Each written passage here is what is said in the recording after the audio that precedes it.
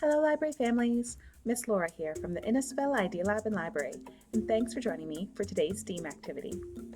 STEAM stands for Science, Technology, Engineering, Art, and Math.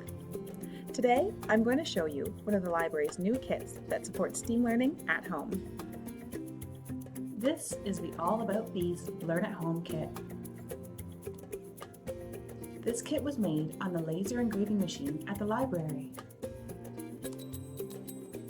It comes with a bee hive puzzle where you match the kind of bee to the honeycomb cell that tells you about that type of bee. Learn about the life cycle of bees, their different jobs, and how they make beeswax and honey while completing the puzzle. Each of the kits come with a handout detailing some interesting facts like why bees are important helpers in the garden and extension activities your learners can explore. There are also book recommendations that you can request on our website for further learning opportunities. You can purchase one of our Learn at Home kits for the learners in your life by checking out our website at innisfilidealab.ca and clicking on the Home Learning Help link. We would love for you to share a photo of your little worker bees learning about natural science with us at the library.